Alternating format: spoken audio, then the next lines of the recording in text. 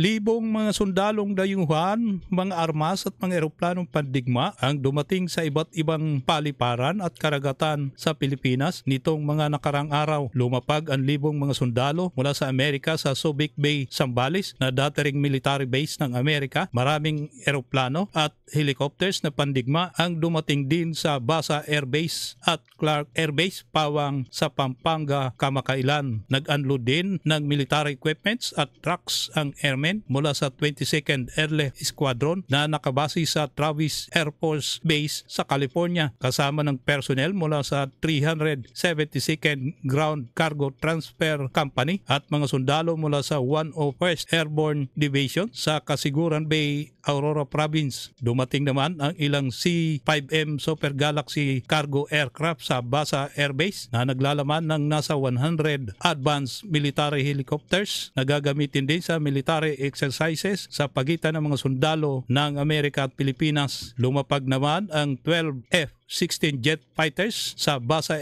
Air Base at maraming A-10 Thunderbolt II attack aircraft na dumating naman sa Clark Air Base, Pawang sa lalawigan ng Pampanga. Matatandaan noong July 10, 2025, lumapag din sa Clark Air Base sa Pampanga ang maraming US F-35A na isang uri ng multi-role stealth fighter jet ng Amerika. Sinasabi na ang pagdating ng maraming sundalo ng Amerika sa Pilipinas ay bahagi ng pinalawak na military cooperation sa ilalim ng Enhanced Defense Cooperation Agreement o EDCA ng dalawang bansa. Kadalasan kasama sa joint exercises na isinasagawa sa bansa ang Japan, Australia, Estados Unidos at ang Pilipinas. Sa pamamagitan ng mga pagsasanay tulad ng balikatan, mas tumibay ang kakayahan ng mga sundalo hindi lang gamit kundi sa disiplina, estratehiya at pang-international na kooperasyon.